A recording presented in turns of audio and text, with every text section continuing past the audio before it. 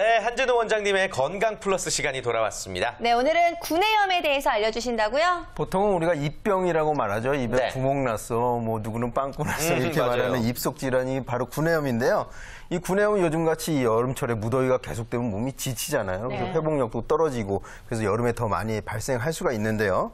그런 의미에서 이제 오늘 구내염이 과연 어떤 질환이고 원인은 예. 무엇이고 어떻게 하면 예방할 수 있는 것까지 속 시원하게 말씀드리겠습니다. 그래요. 네. 그 입안에 상처 났을 때 뭐 케첩 같은 거 닿으면 정말 괴롭잖아요. 맞아요. 예, 다들 그런 경험 있으실 것 같은데 이 구내염 일단 어떤 질환인지 먼저 좀 알고 넘어가 볼까요? 정의를 한번 보자면 구내염이라는 것은 이제 혀라든지 이 뺨의 양쪽 안쪽, 그다음에 그 잇몸, 그다음에 이 입술의 안쪽, 이거 구강 점막이잖아요. 여기에 염증이 생기는 것을 이제 구내염이라고 합니다. 네. 근데 혀에 염증이 생기면 따로 이제 설염이라고 하고 잇몸에 염증이 생기면 치은염이라고도 부르기도 하고요. 예.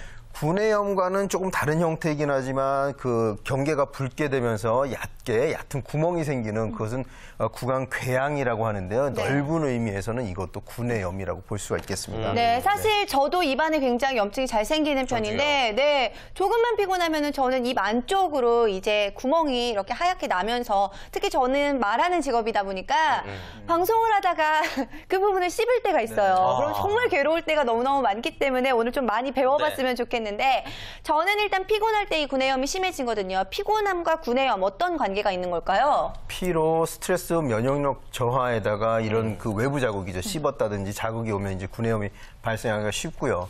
이제 원인별로 몇 가지 나눠보자면 이제 그 지금 말하는 아프타성 그 재발성 구내 궤양이 있을 수 있고 예. 그다음에 바이러스성이 있을 수 있고 곰팡이에 의해서 생길 수도 있고 약간 특이한 질환이지만 편평태선이라고 해서 점막의 모양이 바뀌는 이런 질환들이 있습니다. 네. 재발성 아프타성 구내 궤양이 우리가 이제 말하는 입에 구멍이 나서 음식물이 들어가면 네. 쓰라리고 그런 증상인데요. 네. 궤양이 이제 반복적으로 재발하잖아요. 자꾸 피곤하면 또 생기고 또 생기고 그다음에 피로, 면역력 저하, 스트레스가 스트레스. 그 원인으로 보고 있습니다.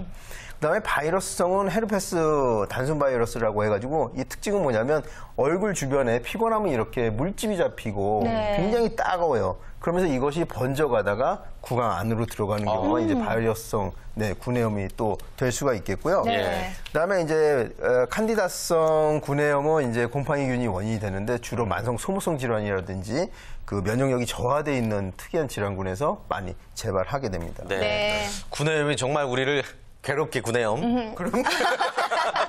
그렇네요. 그래요. 예. 아무튼 고통이 이게 겉으로는 보이진 않는데 굉장히 크거든요. 네. 증상별로 느끼는 고통도 조금씩 다른가요? 너무 재밌는 얘기를 해주셔가지고 어이가 잠깐 상실되는. 예. 주로 이제 따갑고 화끈거리죠. 네. 그다음에 궤양이 생겼을 경우에는 우리 음식물 김치찌개라든지 이런 게 들어가면 짠 거 맞으면 눈물이 쭉 나죠. 짠 네. 거, 신 거, 매운 거 전부 괴롭게 되죠. 네, 궤양 외에 아까 말씀드렸던 포진에 의해서 생긴 그런 구내염은 한자로 자결감이라고 해요. 좀 무서운 표현이지만 불로 지지는 듯한 그런 통증이 오기도 하고요. 네. 칸디다성 구내염은 좀 가려움증이 동반되기도 하고 입안인데 가려워요? 예, 이런 특징들이 있죠. 예. 네, 그렇군요. 그래도 다행인 게 어떻게 보면 구내염은 생겼다가 어느 순간 또 자연스럽게 사라지기 마련인 것 같은데 네. 혹시 이 구내염이 다른 질환을 유발하기도 하나요? 그러니까 구내염이 다른 질환을 유발하기도 하지만 다른 여타 질환이 구내염을 자주 발생하게 하는 그런 질환군들이 있습니다. 네. 특히 이제 당뇨요. 당뇨가 있는 분들은 입안이 자주 마르게 돼요. 입안이 건조하면 상처가 생기기도 쉽고 염증이 염증. 생기기도 쉽습니다.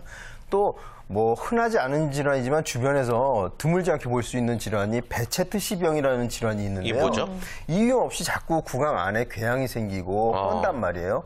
그런데 이 특징은 뭐냐면 그래서 구내염인 줄 알고 그냥 방치하는 경우가 많이 있는데 예. 네. 이 안구점막이라든지 생식기 점막 이런 데 공동으로 같이 궤양이 생기게 되니까 이런 분들 꼭 치료를 받으셔야 하고요. 네. 일단 흔치는 않지만 구강암이 있어요. 아이고. 네, 구강암을 구내염으로 알고 그냥 방치하다 보면 이게 또 질환이 진행이 되겠죠. 근데 구강암은 뭐 대장이나 위처럼 내시경을 사용하지 않고도 우리가 육안으로 볼 수 있으니까 항상 수시로 좀 관찰을 할 필요가 있고요. 구내염이랑 유사해 보이지만 이게 3주 이상 같은 궤양이 지속된다든지 뭐 이런 경우에서는 병원에 가서 진단을 조직 검사를 해봐야 될 것 같고요. 아까 잠깐 나왔던 평편태선이라는 질환 구내염은 암으로 진행되는 특징이 있으니까 이것도 역시 조심해야 되겠죠. 그래요. 네. 구강암까지 생각해야 되는 질환이 바로 이 구내염인 것 같습니다. 구강암의 경우는 좀 흔치 않은 질환인 것 같은데 이게 어떻게 발생하는 건지 또 어떤 병인가요? 네, 저희가 이제 흔치 않다고는 보지만 지금 네. 1년에 2,500여 명 가량이 구강암으로 고생을 한다고 보고가 돼 있고 특히 이제 그 전체 암 환자의 1.5%를 차지한다고 해요. 꽤 되네요. 결코 적은 숫자는 아니죠. 여성에 비해서 남성이 한 4배 정도 호발하는 걸로 알려져 있고 40대 미만에서 점점 더 많이 늘어가는 추세라고 합니다. 네. 구강암의 증상은 조심해야 될 게 정말 구내염과 거의 비슷한 증상을 보여요. 특히 입안에 혀에 궤양이 생기는 것까지는 이제 같은 질환이란 말이에요. 같이 보여요. 근데 피곤하거나 면역력이 떨어져서 잠깐 생겼다가 1, 2주 생겼다가 사라지면 이건 그냥 구내염일 가능성이 높은데요. 네. 반면에 염증이 2주 이상 진행됐는데도 낫지 않고 궤양이 생겼던, 그러니까 우리 보통 구내염은 여기 생겼다 저기 생겼다 그러잖아요. 근데 네. 이런 구강암이라고 의심될 수 있는 것은 같은 자리에 계속 반복적으로 생기기도 하고 여기에서 악취가 난다든지 눌러보면 다른 데에 비해서 딱딱하다든지 이럴 때는 병원에 가서 꼭 진단을 받아보는 것이 좋겠죠. 예. 네, 암이라는 이야기를 들으니까 또 가슴이 철렁 내려앉는 것 같은데 네, 네. 자 그렇다면 구내염에 걸리지 않기 위해서는 평소에 어떤 생활 습관을 갖는 게 좋을까요? 피로도 개선해야 되겠지만 물리적 자극을 주지 않는 게 좋아요. 구강 점막이 손상되면 거기에 염증이 생길 수가 있거든요. 그러니까 습관적으로 성격이 급해가지고 밥 먹을 때 뺨을 씹는다든지 그래요. 저요. 그건 너무 마음이 급해서 그래요. 칫솔 사용할 때도 굉장히 부주의하게 해가지고 안에 이렇게 확 나가는 경우가 있잖아요. 저도 많이 그래요. 아, 너무 서희 씨 안 아파요. 걸리는 게 별로 없어요. 예. 저좀 많이 그래요. 그런 경우 네. 또 과자를 많이 먹어도 이 안에 그 상처가 생기기가 쉽고 또 뜨거운 음식이라든지 자극적인 음식들도 그러니까 모두 통틀어 보자면 구강 점막을 자극하는 행위를 제한하는 것이 가장 좋고요. 네. 만약 이제 궤양이 생겼을 경우에는 그 감초를 물고 있어도 좋고 또한 그 구강 청결에도 신경을 써야 됩니다. 또 흡연을 하지 않는 것도 도움이 되겠습니다. 네. 그 조금은 주제가 새는 질문일 수도 있는데요. 네. 구내염에 걸렸을 때 연인 사이에서 키스도 하면 안 되죠. 괜찮습니다. 안 되지 않나요? 아까 그 단순 포진성은 바이러스성이기 때문에 예. 이제 감염이 될 수가 있어요. 근데 그런 경우에는 키스는 하지 않는 게 좋고요. 나머지 경우는 키스를 하셔도 됩니다. 네, 좋습니다. 네. 어떤 증상인지 잘 알아봐야 될 것 같네요. 네, 그래요. 어떤 음식 먹으면 좀 도움이 될까요? 너무 뜨거운 음식 먹으면은 아까 말했던 자극이 되기 때문에 네. 입안이 헐거나 표피가 상할 수가 있죠. 그다음에 과도하게, 그러니까 자극적인 음식을 조금 피하는 것이 좋고요. 아까 말했던 과자 같은 것도 조금 피하는 것이, 적게 먹는 것이 좋고요. 네. 구강 궤양이 생겼을 때 한의학에서는 감초를 물고 있거나 그 환부에 대고 있으면 도움이 된다고. 꿀 바르던데 막. 네, 꿀도 발라주면은 약간 따갑긴 하지만 그 도움이 됩니다. 네, 근데 저는 또 궁금한 게 과일 먹는 것도 왠지 도움이 될 것 같은데 어떤가요? 말씀을 드리려고 했는데. 아, 예, 그래요. 예. 그냥 성격이 급해서. 천연 비타민인 비타민 B가 풍부하게 들어있는 토마토를 먹는 것도 이 네. 그 구내염 예방에도 좋고요. 토마토. 그다음에 예. 매실은 수렴하는 기능이 있고 또 살균 작용이 있어서 매실도 권장할 만한 음식입니다. 네. 그다음에 귤차 있잖아요. 진피차라고 하는 것은 스트레스를 해소해주는 기능이 있기 때문에 이것 역시 좋은 음식이라고 볼 수가 있겠습니다. 그렇군요. 네. 알겠습니다. 아무튼 뭐 미리미리 예방하는 게 제일 중요하지만 어쩔 수 없이 구내염에 걸릴 때 그때부터 치료도 또 제대로 하는 게 중요할 것 같습니다. 어떤 치료법, 정확한 치료법에 대해서 소개를 해 주실까요? 그러니까 단순히 이제 구내염인 경우는 관계가 없지만 아까 이게 주의해야 될 게 구강암인 경우를 배제하기 위해서 3주 네. 이상 지속되거나 그 궤양이 1cm 이상 커지게 되면 병원에 꼭 가보시는 게 좋고요. 네. 서양 의학에서는 이제 대증 치료를 하게 됩니다. 뭐 약물 투여와 그 국소의 치료도 하게 되고요.